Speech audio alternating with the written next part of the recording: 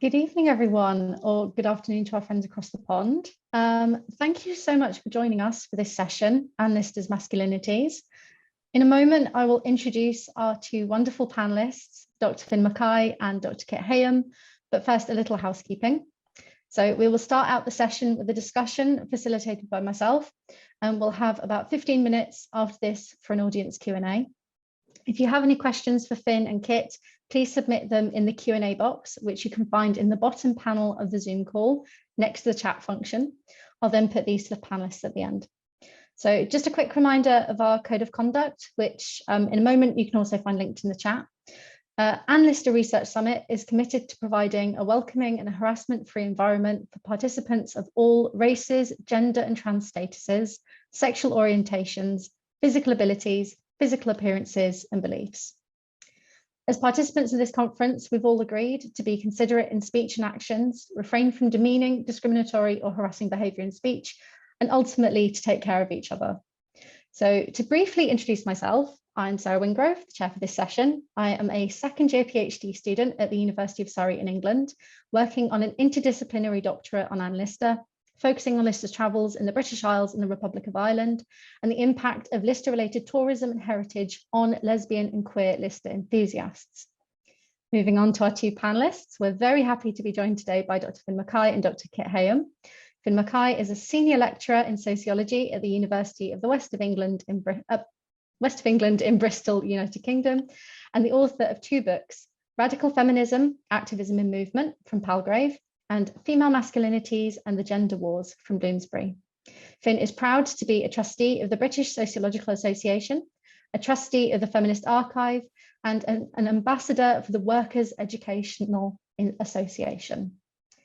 Kit Heyam is a lecturer in medieval and early modern studies at Queen Mary University of London, a trans awareness trainer and a queer history activist. Their latest book, Before We Were Trans, A New History of Gender, is a global history of gender nonconformity, which calls for a new, expansive and anti-racist approach to trans history. And it's out now in the UK and North America. So just to get started, if you could each sort of give a quick summary or story of how you each came to Anne and your initial reactions to them. Who do you want to go first? It's probably good if you give it, tell us, otherwise we're going to do this every time, aren't we? Okay, Kit. Okay, I guess I asked for that tonight. Thanks so much, Sarah. Thanks for sharing this, and thanks to everyone at the Analyster Seminar for having me. How I came to Analyster.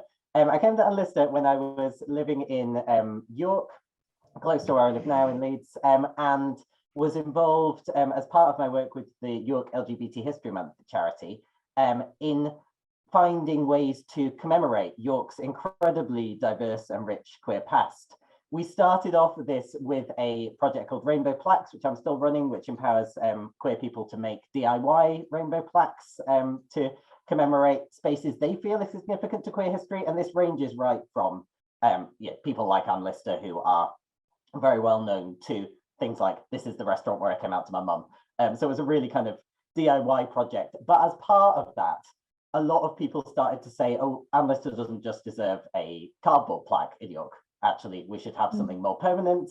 And when the opportunity arose through working with York Civic Trust and York LGBT Forum to put together a permanent plaque, I was involved in the initial committee which ran the consultation and the process around that. And there was, as people probably know, a lot of contestation over how Anne should be described on that plaque, whether we should use the word lesbian, whether we should describe them as gender non-conforming, how we should do that, which resulted in two versions of the plaque being created. We had an initial one which described Anne as gender non-conforming. We now have a second one which describes them as a lesbian.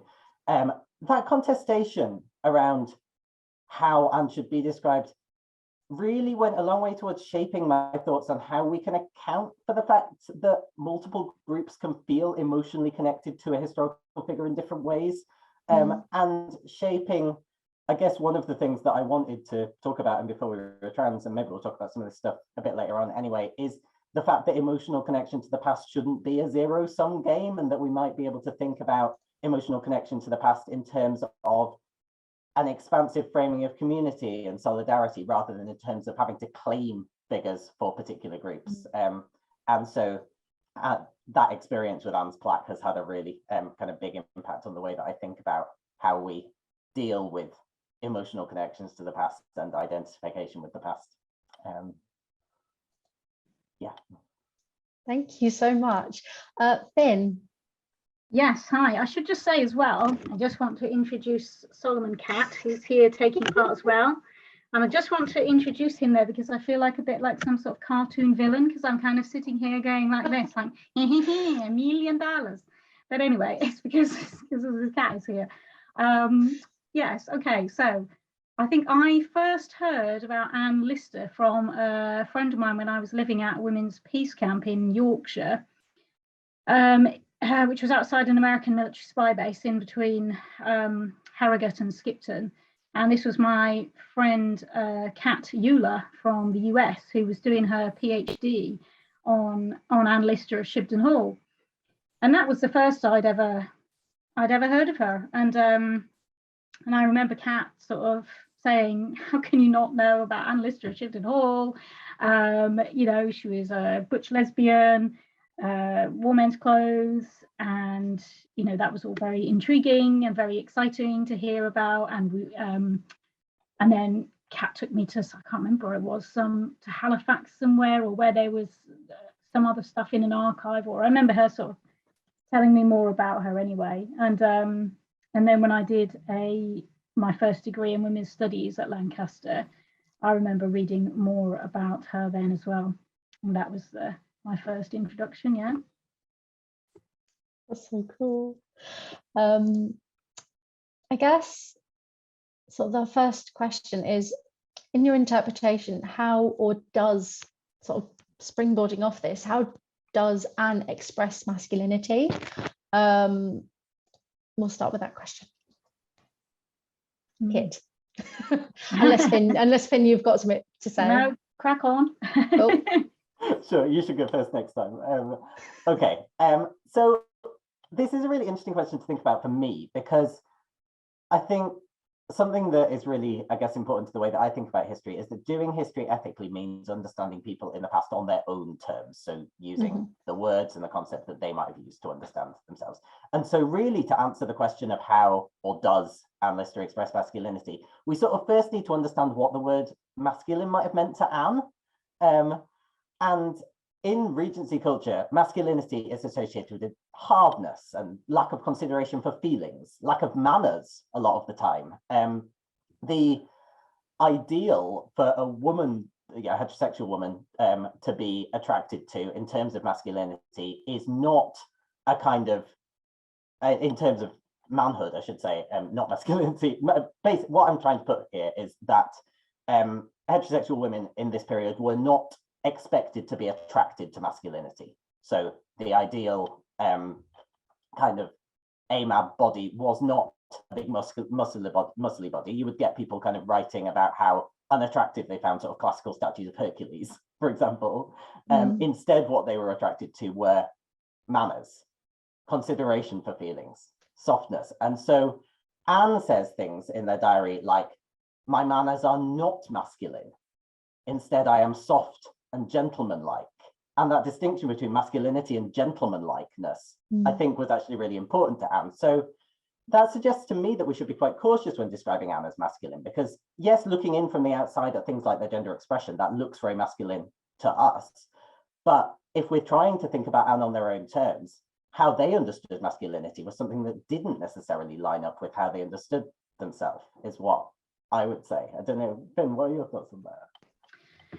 Yeah, I mean, so it sounds like what you're saying is, you know, it was a concern for, this is also very classed as well, isn't it? But a sort of concern for, gentlemanly manners that would be appropriate in the environments that Anne was moving within, and not some sort of rough kind of, you know, roguish muscularity or roughness that would not have been acceptable there.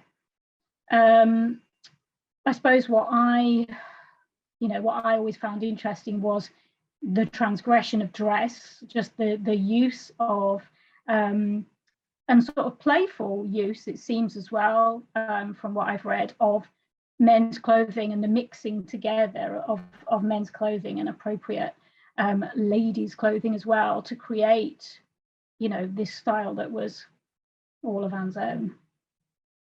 Yeah, and I think I really agree with you. And I think that mixing is probably quite important, isn't it? Because we're talking about, you know, Anne not being necessarily comfortable with the idea of masculinity, but I think it's equally true to say that they weren't always comfortable with womanhood either, right? So the way that they talk about their discomfort at being considered as a woman by their lovers in some areas in the diary. Yeah, I don't think they wanted to be considered a man, but I don't think they always wanted to be considered straightforwardly a woman either. So yeah. But then there was the discomfort. But it's interesting, isn't it? I mean, so much of these debates, so much of this conversation is also relevant, you know, to people's experiences now. But Anne's discomfort with the tensions in society or out in daily interactions in public life on being read as a man, being read as male, and then having to either correct people or not correct people. And you wonder, I mean, I haven't read enough of the original diary to know. I've only ever read extracts in other books. But you wonder, to what extent was that discomfort around society's discomfort, that then you're put into this embarrassing position of you have to correct people. And also she had a class position, you know, as a woman, as a daughter, as a niece, as an inheritor in these, along these family lines, and a status from that name. So then choosing to have to constantly restate oneself and put one's identity across and correct that misreading, you know, was the discomfort probably exacerbated by society's discomfort? It's hard to tell. It's always hard to sort of read back. But yeah, there was a discomfort about people often mistaking as a man. And then other times you read about, like particularly when she was traveling or out at night, when it seems that she let it slide for safety reasons, and quite right. So yeah, that tension was out there in society, and that must have affected her. I'm using she. Of course, then we're all very aware of what language we're even using for these historical figures, but a lot of that tension was brought in from society's anxieties, obviously. I think that's really true. Like, how do you can't separate the idea of whether Anne was comfortable being seen as a man and or as a woman from the fact that, you know, you have to live in a particular society and do that. And you also, I think, can't separate it from the way that sexuality was understood in that period. Like, Anne calls desire for women manly feelings in their diary, and whether that's, you know, desire for women was understood as a manly thing in that period. So that, of course, makes sense. But because Anne had been brought up in a society that genuinely made them think, oh, I am a bit manly if I am attracted to women, of course, that affects your sense of self as well. You can't separate yourself from a society that's telling you that your desire for women is manly. So it's really complicated. There's also the interesting intersection of sort of that with also I think it's the Scarborough incident where she's talking to, where sort of Mariana says that she doesn't want to be seen with her. And it's like, well, she can't really win, can she? Some other people find the masculine expression attractive as well. Yeah. So, I was wondering if it was Sarah's microphone on my headphones, actually, so that's helpful. Yeah, there's some scratchy sounds going on with your mic for some reason. Sorry, is that better? It sounds better at the moment. Cool. That's my hair catching against it. Apologies. So I'll hold on to it so it doesn't move about. I think the next question I had, I mean, initially, well, I had, what do you think we see in the archive? But I think we've sort of covered that. I guess the next question that I've got is, how might we interpret Anne's self-expression now? Do we read it as butch, trans, non-binary, gender non-conforming, or maybe something else? And I think you should go first. Oh God. Unless you really don't want to. This is $1 million question, isn't it? I mean, I think it would be wrong to. I think you can't possibly put, you know, contemporary labels onto figures from the past, but I think everybody wants to. And I think that speaks to and kind of evidences the lack of knowledge about LGBT figures from the past, you know, queer figures from the past, that all the different communities within that, you know, within that category are desperate for representation and sort of desperate to claim these figures. And then that can lead to tensions within the broader kind of LGBT community, because, and I think that's sad in a way, and it just illustrates, lack of representation. So, but I don't think we can. I just think it would be basically wrong to put those contemporary terms onto someone from the past. We can all speculate about how Anne may have identified, but, and these things seem to go round and round, then you'll get a sort of sudden, lots of papers asking this same question. But I mean, I mentioned about the Lesbian Lives Conference earlier, and what I really like about that, that's an academic and activist conference that happens in Ireland some years and then in Brighton other years. And what I really like about that is it's always been called Lesbian Lives,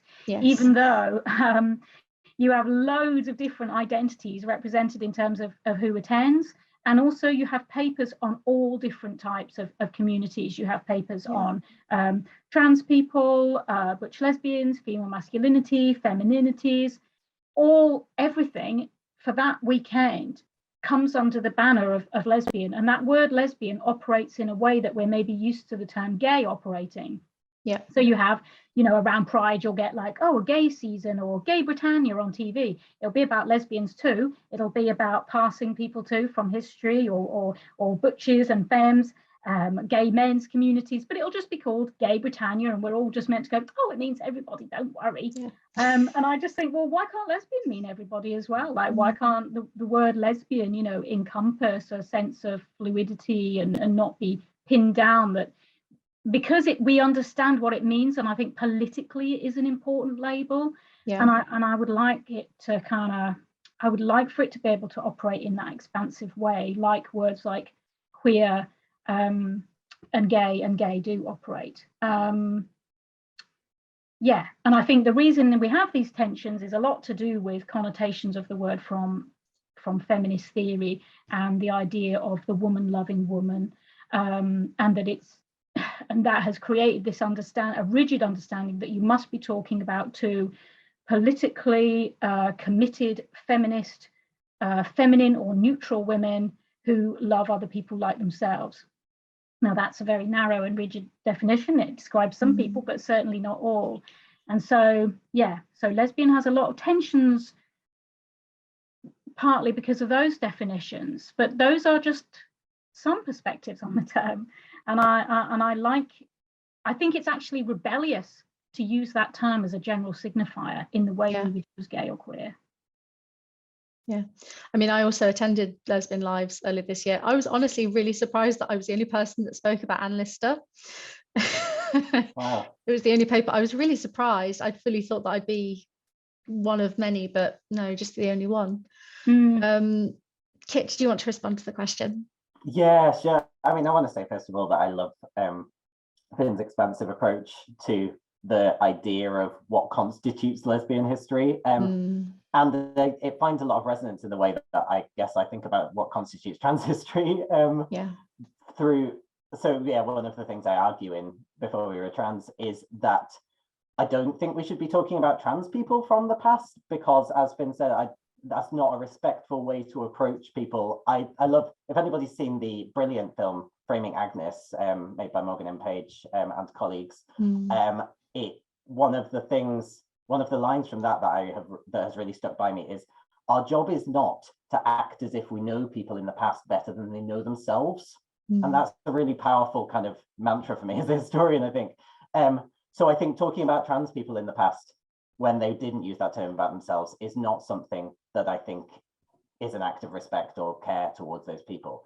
But I do think that in the same way as Finn is talking about lesbian history, we can talk about trans history, and we can talk about that as the history that shows us that gender has never been understood as straightforwardly binary or tied to the body or unchallenged or undisrupted or uncontested. And I think Anne's story is a really powerful example of trans history. I don't think Anne is a trans person, but I think their history is trans history in the same way as their history is lesbian history, because those histories very, very often overlap. And as I was saying at the beginning, this is not something that we have to fight over. I think, Finn, you're absolutely right when you say the reason we feel like we have to scrabble for this historical representation and wrestle it back off other groups is because it's so scarce, because we're so starved of it. But any kind of perspective that makes us think that we have to fight people with whom we have so much solidarity in common and so much community in common is a perspective that's going to divide us, and is a perspective that works against the solidarity that we need to actually fully reap the benefits of that historical and present day community.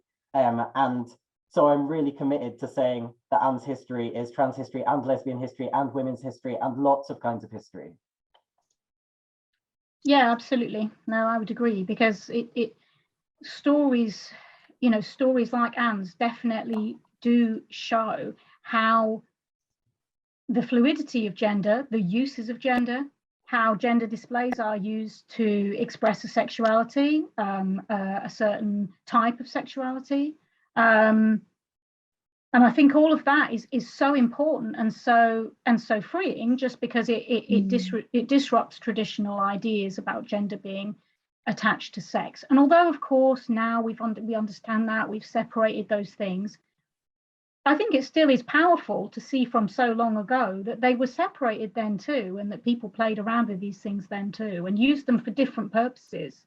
And I think in the context of a resurgent sex and gender conservatism tied to a right-wing resurgence of racist nationalism across Europe and North and South America, I think that's ever more important, because what's having a heyday is the idea that actually, after all, we may have tried all of our wacky things and equalities, but actually these things are tied together and you can never escape them. So I think stories like this become ever more powerful. And I guess, I'm saying again how, well, you are always going to use them, and we're going to use these stories and use them in different ways because of the context that we're in, and the tense context that queer people still find themselves in.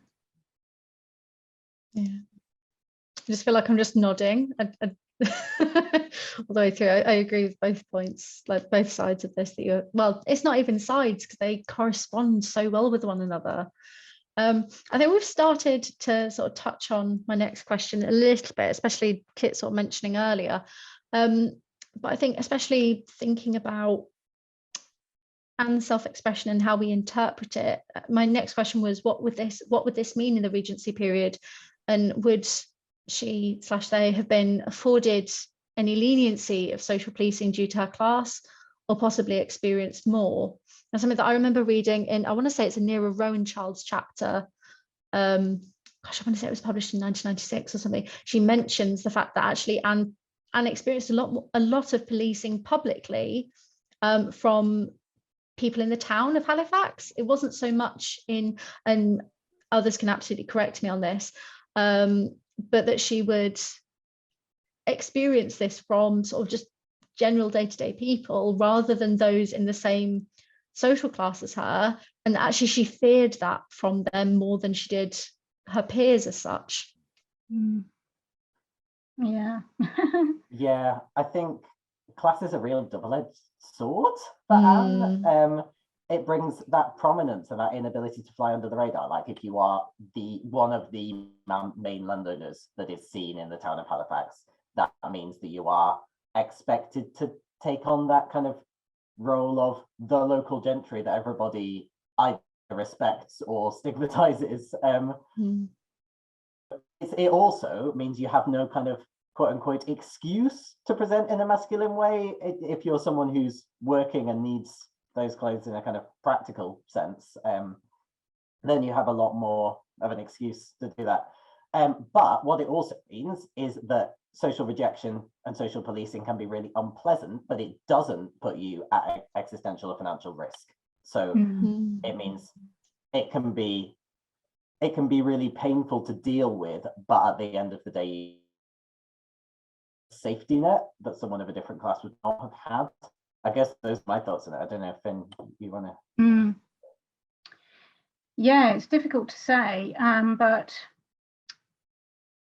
we've talked about the sort of a while ago you mentioned about the genteel standards and, you know, what kind of behaviours were respected. And of course, this is all tied, isn't it, to, you know, masculinist kind of enlightenment ideas of how people should handle themselves and their emotions, and that emotions should only be displayed in certain ways. So it wouldn't have really, it wouldn't have suited, it wouldn't have been the dumb thing, you know, to perhaps have a fist fight or be really coarse with somebody or physically attack somebody. But yes, there was stigmatization and ostracization, but you're not going to be, in those circles, you're probably not going to be physically assaulted. And where people know who you are because of your status, may say things about you or talk about you or whisper about you, obviously, in a way that she would have seen, but again, would be less likely to do anything physical about it.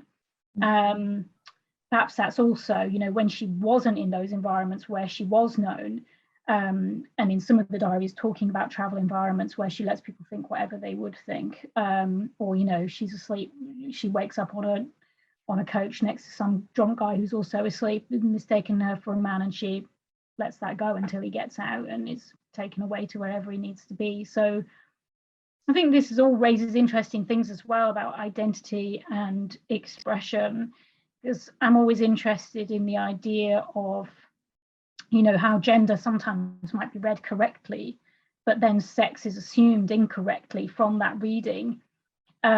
So yes, there was clearly a lot of manliness and gentlemanliness, and the idea of being a scholarly person and a rational, quite sort of masculinist person that appealed to Anne. But yeah, we have these lines from the diaries, you know, all the time that she actually wouldn't have wanted to be a man, would have had a different life if she had. So I think that's interesting. The gender that she wanted to play with and display and was linked to senses of scholarliness and academia, and perhaps being slightly better than some, you know, women who had accepted their feminine lot.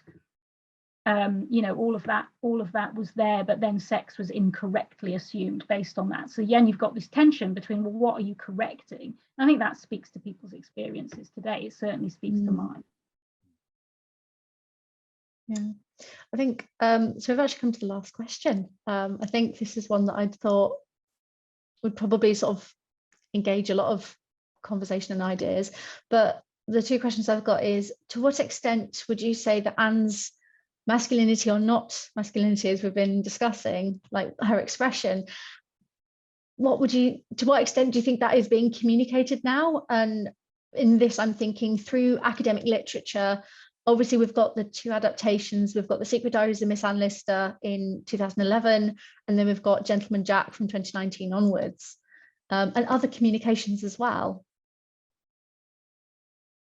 I mean, yeah, I guess I have a couple of thoughts on this. One of them is I find the disjunction between academic literature and popular representations really interesting. I mean, I think Meta Sherlin has written really well on this in relation to Gentleman Jack, the sort of missed opportunities there, or certainly the fact that Gentleman Jack presents Anne as kind of disgusted by the idea of being seen as a man, which I don't think is necessarily straightforwardly accurate. But the other thing I want to say is that when you say to what extent is masculinity communicated now, what we can't separate that question from the political context that we're in right now. I wrote about Anne in Before We Were Trans. I was really, really nervous about doing that because, you know, I used the euphemism of contestation when I was talking about my experience with the wording of the original plaque before. What I meant by contestation was death threats, and we're still in a political context where discussing the complexity of gender in the past is really dangerous and results in a lot of violence, whether physical or verbal or threatened. And when we ask to what extent is masculinity communicated now, we cannot but take that political context into account. We've talked about it as infighting, and I think some of it comes from transphobic perspectives, some of it comes from what we, as we said, that kind of sense of scarcity of representation, the idea that we have to fight over it. And that's a capitalist logic that I could think we really need to start working outside of. But the extent to which it's not communicated, I think, has to be seen within that context. Yeah, and no, I totally agree. You know, I mean, we're in a room full of experts and people that have, you know, combed through the diaries for, you know, a reference here and there to, you know, buying some gentleman's braces, or but then the fact that she never wore trousers and said she wasn't a man. So yeah, it's clearly complex, but I absolutely agree with Kit. You have a figure who, well, other people certainly seem to perceive her as different and as, you know, taking on gentlemanly roles. I mean, that, yeah, I wouldn't want to see that part of it erased. Yes, it's complex, but yes, I wouldn't want that erased in some sort of quest for the juxtapositions or where it doesn't quite match. And I agree, it's sad that we're in this situation where we're trying to, you know, we're dragging people from hundreds of years ago out of their morgues and going, oh, they were always in the wrong morgue. Which morgue suits you, sir? It's depressing. And meanwhile, we've got people, you know, alive today who are trying to stay alive, who also might be doing sexed and gendered identity differently, or playing with those things, or sexuality differently, and are being threatened with being put in the morgue themselves just for doing that. So I think we have to understand the strength of representation and the power of representation for people who have had none. We're in a context where, you know, we're being told that people are being erased, words are being erased, and the only thing that's actually happening is that people who were always there and have always been there are now at last getting labels and words and visibility. It's not that the majority dominant groupings are having theirs taken away. People who never had them are finally claiming theirs, and that can only be a good thing. And in a dedication to archival accuracy, and I'm sure that there are lots of disagreements about it, I think we have to understand the power of somebody who, you know, was mannish, gentlemanly, played with masculinity as we understand it now. That is so important for people today. Thank you. Again, I'm just nodding. Just nodding, not actually adding anything constructive to it, I guess. You could add something if you wanted. The other one is doing a PhD on Lister, and if you did have anything that you wanted to add, I'd be really interested. True. I mean, I've spoken, I got asked, so I was on a podcast, I think, I don't know whether you have you been on Queerlit as well, Kit? I know that Finn has. We've all been on the same podcast, organised by one of my colleagues, Lena Matthews at the University of Surrey. And she sort of sprung a question on me about sort of how I understand trans possibilities and Anne, and that's sort of how she framed it, as like, well, this is a possibility. Oh, Finn's back. Become unspotlighted. There we go. There we are, fabulous.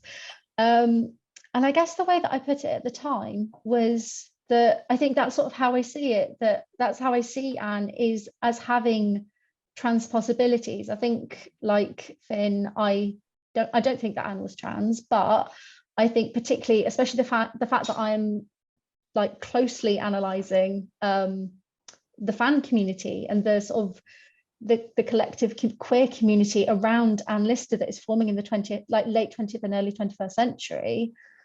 I'm not, funnily enough, when I'm doing my research, I'm not going to just ignore the trans people who identify with Anne, because they are seeing something in her. And I think the fact that they are feeling included in what they see of Anne and what they know of Anne, I don't think that can be a negative thing. I think that can only be a positive. Yeah.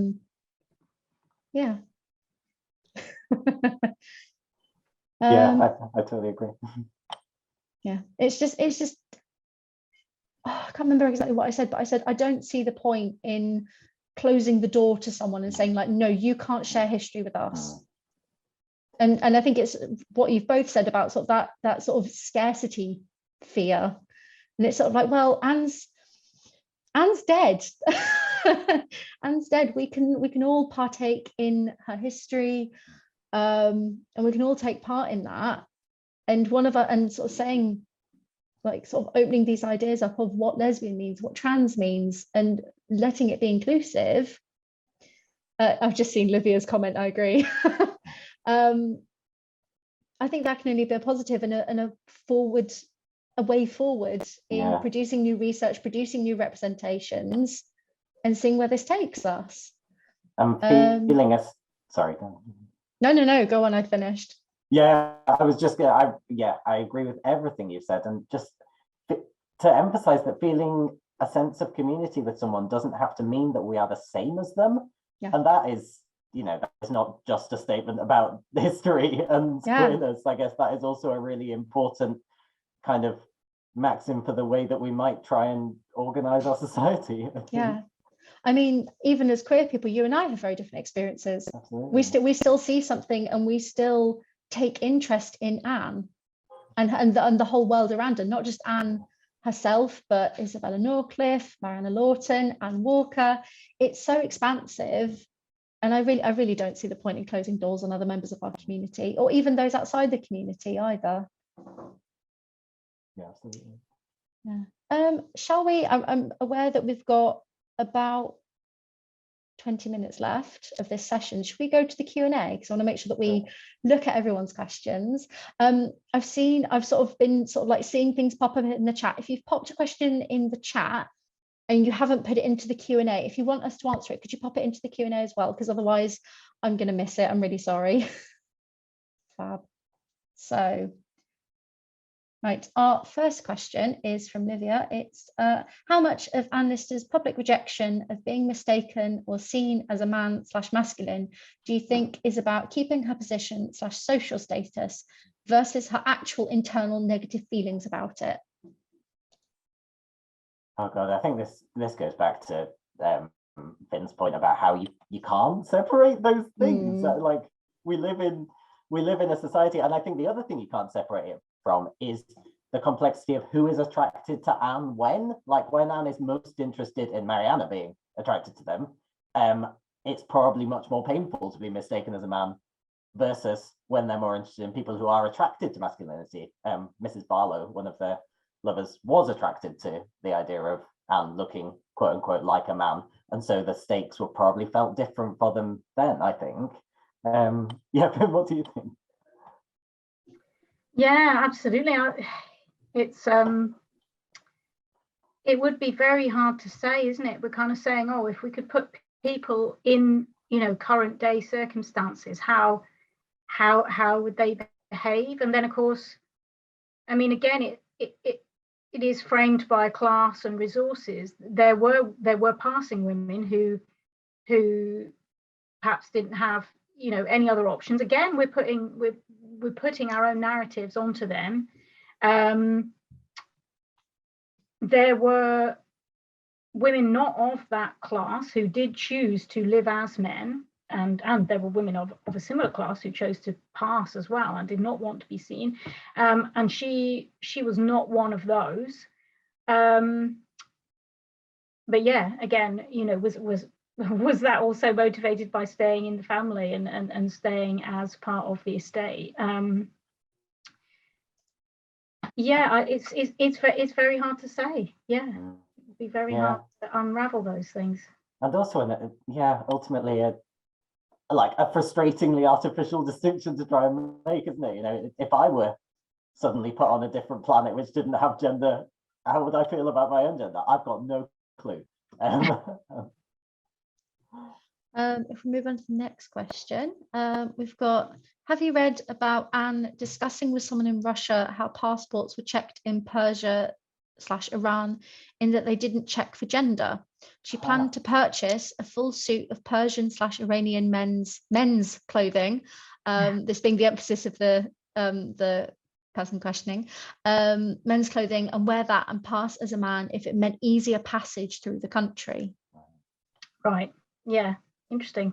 This is great. So no, the answer to that is no, I haven't. This is fascinating information, which I'm really grateful to that person bringing. And I think this brings in another important dimension, which we haven't, I think Finn touched on it in relation to safety, but the extent to which masculinity in the Regency period is associated with social independence as well. The extent to which you have if you are able to be read as a man, to pass as a man, you have an enormous amount more freedom in particular circumstances, and maybe particularly in, it was around at the time, I'm not exactly sure what it would have been like for a female solo traveller, but it seems like it was the case from that comment that it was much more difficult for female solo travellers than for people who are being read as men. So that is also something that you can extend to other areas of Anne's life, I think, as well. That's really fascinating. Thank you. Yeah, that's really interesting. And the emphasis on safe passage, exactly as you say, not an emphasis on, oh, great, right, I'll move there, get married, set up life, no one will know, I'll live as a man there then. Not that, but the idea, oh, yes, I can be an adventurer, I can be a Renaissance woman, whatever, I can be a Renaissance person and go around on my grand tour and investigate all of these things, with more freedom. And I think that issue, which hasn't gone away, is part of the reasons why there's still so many tensions around Anne today. I think many women feel, and again, I think it's coming from a place of righteous anger and dissatisfaction that things haven't changed more in terms of women's safety, that it feels a bit of a luxury to be talking about, oh, what gender might Anne have identified, or well, let's claim Anne for this group or claim Anne for that group, when, I think sometimes women still feel, well, many of us today might have had to walk more briskly or walk purposely or put a baseball hat on and try and not be read as a woman so that we can move safely around. That's something that all women experience. That's all something that all women know.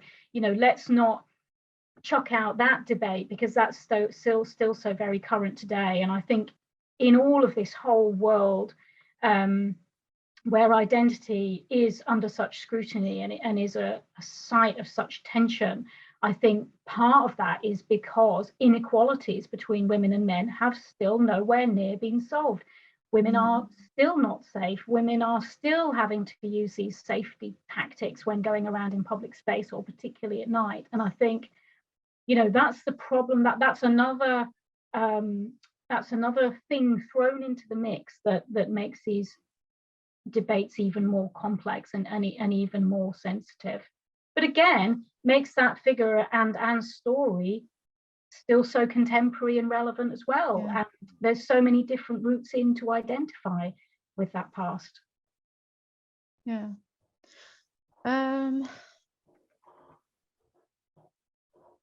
Someone said so sort of developing on stuff that we've talked about. Anne tried to be careful, but did people really get on her case about how she dressed? How do we know that? We know that from comments in the diaries. I suppose it depends a bit what this person means by really on her case, because if that means, did people come to their house and accost them for dressing in a certain way, or did they face threats of physical violence? I think the answer is no. But it's certainly the case that the comments in the local community really bothered Anne. We do know that from the diaries, I think. So it's about thinking about what the stakes are of what was perceived as masculine presentation, and also about how Anne negotiated that, given that masculine wasn't really a word that they identified with, because of its understanding in that particular context, I think. Just picking up on the stakes that you're talking about, Kit, Marlena's just put in the chat, there's an occasion in the Pyrenees in 1838 in which Anne was arrested because the police thought that she was a man dressed as a woman. So that's really high stakes. Being arrested in a foreign country. That's what I was thinking of when Finn was talking about people making decisions about how to be read in safely in society now. I make decisions every day about whether I'm going to be read as a man or a woman, or an effeminate man, which is dangerous, or a trans person, which is dangerous, and like all of those, negotiating all of those. And it seems like Anne, despite being in a really different social context, was facing similar dilemmas.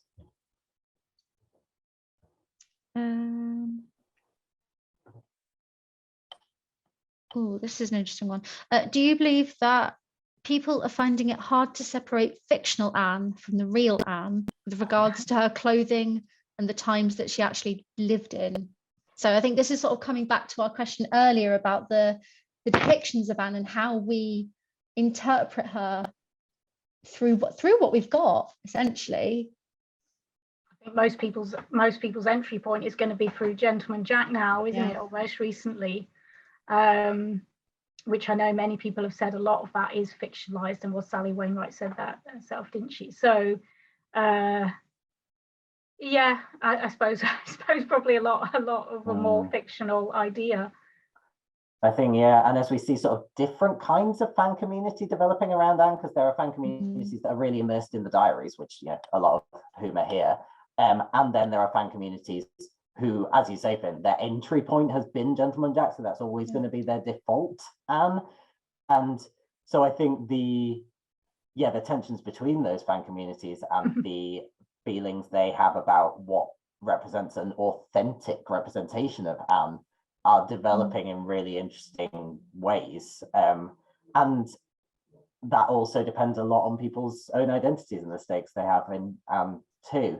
I remember trying to have a conversation about Anne and Anne Walker's relationship with a straight friend who'd watched Gentleman Jack and finding it a really challenging experience, because they kind of mapped this very straightforward love story that they'd seen in Gentleman Jack onto what is actually a much more historically complex thing when you could take into account Anne's previous relationships and all of the motivating factors that led to their relationship with Anne Walker.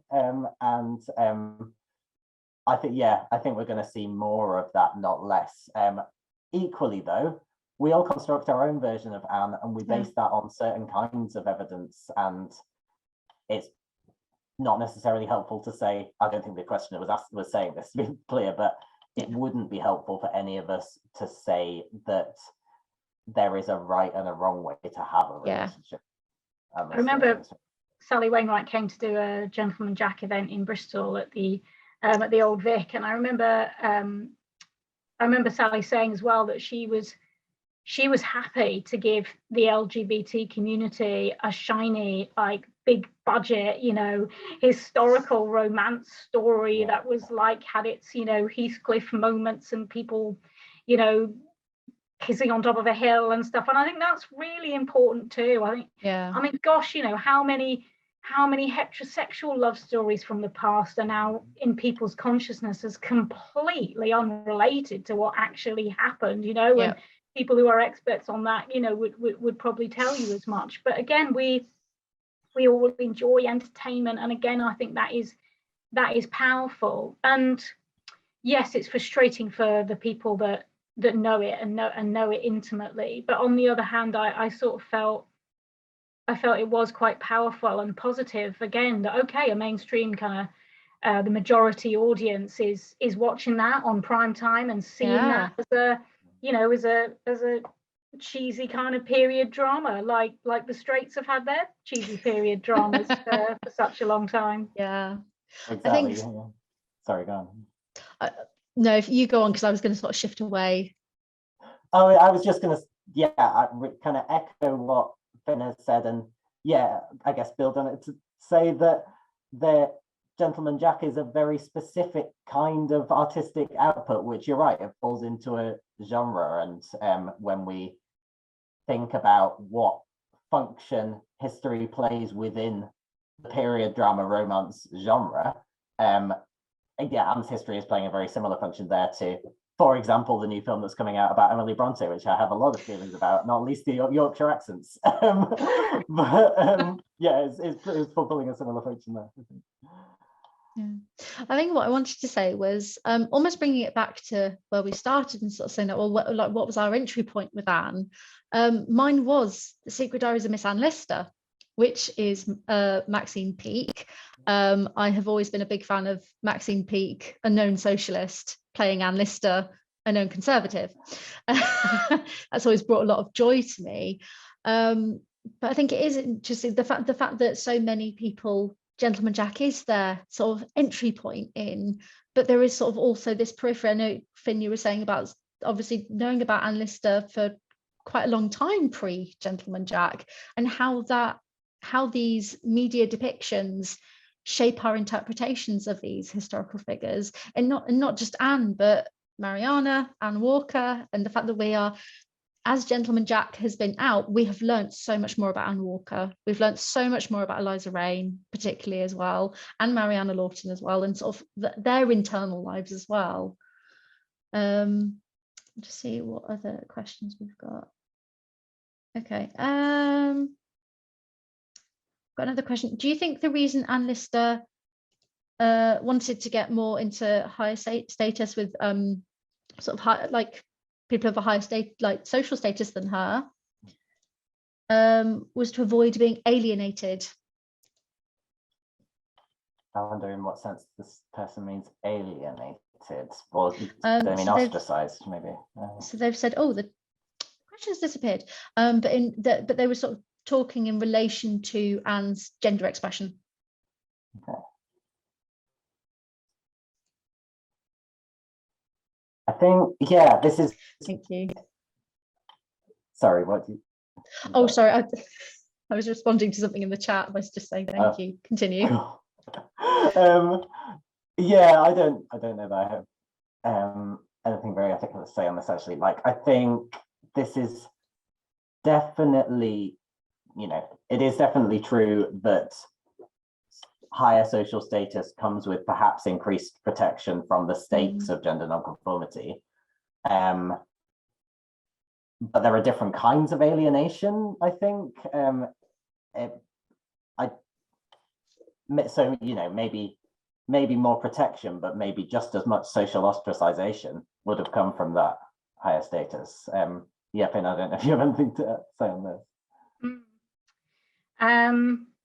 Yeah, possibly. I remember reading something by Anne Choma about that, saying that actually some of the ways that Anne conducted herself in terms of business affairs, running the estate, wanting to pursue scholarship, may well have been seen as more radical than any kind of romances that she may or may not have been having with women. So yeah, there's still that potential of her being, well, she was different and people knew that. Yeah, I think we've got a couple of minutes left. I think they're sort of stemming from a couple of questions that we had that sort of were on sort of similar topics. I think one thing that I just wanted to ask, sort of just like as a rounding off question, is how do we going forward approach these often difficult and fraught conversations?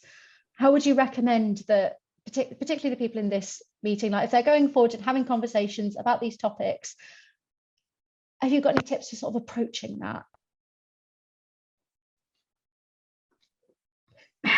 I know that might be a bit open-ended, but sort of just, yeah. I do have thoughts, but I've spoken a lot. I wanted to give Finn a chance to say. No, go ahead. No, you go.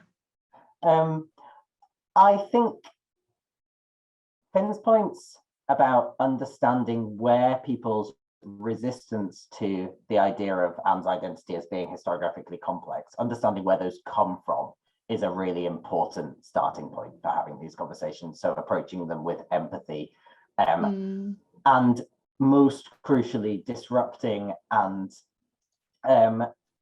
providing alternatives to the zero-sum game way of talking about history. The idea that Anne has to be either a lesbian or trans, and actually neither of those are terms that they use about themselves anyway, but that Anne's story has to be either lesbian history or trans history, or either women's history or trans history. Instead, talking in terms of the multiple possibilities and the multiple forms of community that their history can provide us. And that being really exciting for communities who are still provided with so little representation, still often provided with so little community, actually, that talking about the multiple possibilities that Anne's story provides can be really liberating, I think, and I'd love it if more people would go forward with conversations like that. Thank you. Finn, any last comments or? No, sorry, the internet in this house is just terrible at the moment. That's okay. Keeps throwing me back out. Yeah, no, I heard most of that, and I would agree. I mean, I can remember when the Maxine Peake drama that you were talking about, Sarah, when that came on the telly, and everyone knew like that was going to be on the television. We'd all heard about it, and you know, I think, yeah, as Kit says, there's a need for sensitivity, because that in itself, that everyone was talking about it, and oh yeah, this woman who, you know, had a more kind of manly identity or masculine presentation and was a lesbian is going to be made into a drama and it's going to be on the telly. I mean, that was amazing. You know, nobody'd ever thought that even that could happen, and that's what's also so sort of groundbreaking, I think. And it shouldn't be. Gentleman Jack shouldn't be groundbreaking. Yeah. For goodness sake. You know, the fact that it is still for a kind of, that's for another generation. Still in a similar, but yeah, changed, because such a lot has been won, but a changed situation that I think, yes, there is sensitivity when you're in a minoritized community and you do not see yourself represented, and something so intimate and serious and so part of your daily life as your romantic relationships, your family structure, your family life, your idea of yourself, even as a romantic or sexual person that may be in a relationship with someone else who may find that you attractive in the way that you are. I think for so many people, those options are not represented in the media at all. So yeah, we need to remember that. Thank you so much, both of you. We are going to have to wrap up here because we've got the next session in, I think it's in the water closet, is the Stump to Cross quiz. But I just wanted to say thank you so much, both of you, again, for speaking with us today. This has been a really, really enlightening discussion. I know that we've all been very excited to have this meeting. So yeah, thank you so much again for taking part, and thank you everyone for coming along as well. Yeah, cool. Thank you for inviting us. Thank you. Take care, everyone. Have a nice day. Bye bye. Have a good evening. I'm going off to Bye-bye. sing it now.